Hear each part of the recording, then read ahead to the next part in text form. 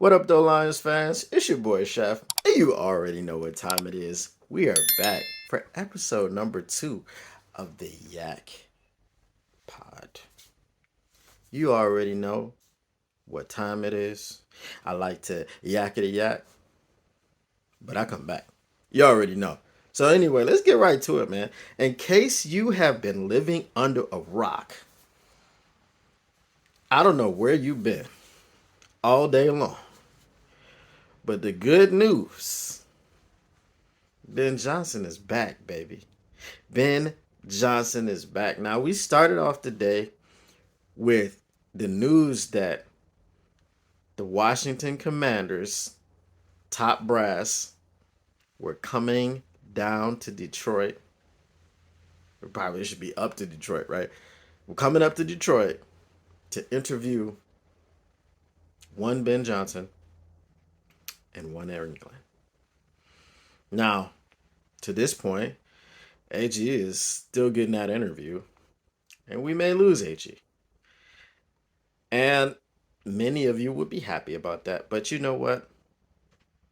I don't think I'm ready to be happy about that because I asked AG in a previous episode to blitz all night in our second Bears game. He didn't blitz all night that game. But I'll be damned if AG didn't start blitzing all night later on in the season. The blitzes were timely. The blitzes came from the right angle. And they got home and they worked. At one point, the Lions were not allowing more than 23 points a game. And if you've got an offense led by one Ben Johnson, who is top 5 in every category, that's a pretty good thing. It's a pretty good thing to happen, right? Because that offense is going to pick up 30 plus points, at least 24. Shout out Matt Stafford and the Rams. They know that we got at least 24. They couldn't get over 23, and that equals a loss for the Rams and all you Detroit Rams people. But I'm not even going to get into y'all. But this is a happy day. This is a happy occasion. So let's get back to Ben Johnson. Ben Johnson, what he did was he let folks know while they were en route. I don't know if they were on the flight. I don't know if they were on their way to the airport. I don't know if they were at home brushing their teeth.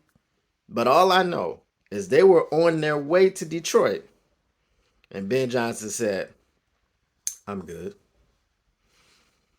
I'm not coming. You know what I'm saying? He said, I'm not coming. And then he came into the facility at Allen Park. He said, I'm not leaving. They were like, what? I'm not freaking leaving. You know what I'm saying? He did the Wolf of Wall Street. Bro, listen. Ben Johnson is here to stay. Now, let's realize something about Ben Johnson. Ben Johnson is going to be a candidate for head coaching jobs again next year. Ben Johnson still has 2 years on his deal. Therefore, we're going to have to deal with this until he leaves. Much like Michigan had to deal with Jim Harbaugh threatening to leave, or not threatening, but taking NFL interviews every offseason until he left. But when he left, we had that natty. You understand what I'm saying? We had that natty, and then he rolled off into the sunset. He did what he came to do. He accomplished it. That was the goal. Now let's hope we have a very similar, if not identical, arc with Ben Johnson. Ben Johnson, if you win that Super Bowl, bruh, you can bounce. You can do what you want to do. As far as I'm concerned, this is how I feel in the moment. The Lions win a Super Bowl, they can sell the team. No, I'm just playing. I'm just playing. Look, but it's just that big of a deal. And if Ben Johnson accomplishes that, hey, man, You know what I mean? If we can continue with the success that we've had over the last few years, okay, just ascending and ascending and ascending, Ben Johnson, he just might be here to finish the job. And that's what we have to realize. That's what we have to recognize. He turned down the Commanders, he turned down the Seahawks. He didn't have to do that. He did not have to come back. So he believes in this team, he believes in these players, he believes in this organization, and he believes on the path that we're on. And that's the path to the Super Bowl. I'm not going to name the path. You understand what I'm saying? But that is the path to the Super Bowl. And because he believes that, and because everybody in that building believes that, us as fans, we got to believe it too. Because we've seen what they've done. Oh, and what did we start off 3 years ago? 0-10-1, finished 3-13-1. Then we started off 1-6, finished 9-8. Then we started off hot, beating the returning, defending Super Bowl champs. Now I don't even want to talk about that, but won 13 games this season in the regular season because the record books officially may say 12-5, but our regular season was 13-4, and y'all already know this. Y'all already know this. Every true Lions fan knows that we were 13-4. But whether they want to say that we were 13-4 or 12-5, we either tied or eclipsed a franchise record for wins in a season. We won 2 playoff games. Both of them were at home. We hadn't had a home playoff game in 30 years, 32 years, right? We hadn't won a playoff game in that amount of time as well. So the things that have gone on here, sometimes we just have to take a step back. I know everybody's hurting right now, but I mean, we got to move on. I don't even want to dwell on it because I feel like that's some same old Lions stuff. Like, the way that we lost was, I mean, come on, man. Like, I would be a fool to sit up here and tell y'all that it doesn't hurt, that it wasn't heartbreaking and gut-wrenching and so on and so forth. I'd be a fool to tell you that. But at the same time, I feel like holding on to what could have been is just something that we as fans would do so much in the past. And I feel like as fans, we need to adopt a player's mentality of on to the next play.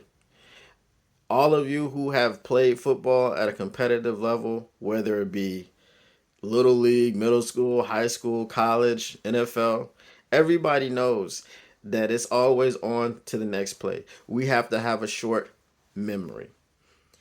But as fans, we hold on to things for a long time. And you same old Lions fans out there are inexplicably holding on to the bad times, not even willing to make room for the good times. Like, you feel like if you get your hopes up, they're automatically going to be dashed. And again, that's your prerogative. You can do what you want to do. But don't bring that around me. Because I'm not a same old Lions fan. I'm not a brand new Lions fan either. I've been a Lions fan for, let me see, carried it too. I've been a Lions fan for 30 plus years now, about 35, you know. So when I realized what football was and I was able to watch it and able to understand it, when Barry came in, you know, so I've been through the ringer just as many other people have. But what I'm choosing to do and what I've chosen to do is move on, right? I'm choosing to put it behind me. Man, that was a few days ago, right? That was a few days ago. It happened. No use crying over spilled milk. The milk has spilled. And what you need to do, you need to grab some paper towels, man, clean that thing up, and just move on. Put the paper towels with the milk that was spilled in the trash and move on. And this is what I hope you same old Lions fans who desperately need to move on, I hope you do. I hope you find that peace in your lives to move past things that you cannot control. We are fans of a football team we cannot control. But what we can control is to get behind this team as best we can and to expect them going forward to win and expect them going forward to be in contention. And if we get upset in the future, let it not be because it's the same old Lions. No, let it be because we expect more from this team, from this organization. We expect more from Sheila. We expect more from Brad. We expect more from Dan because they have shown us that they can get us to the mountaintop.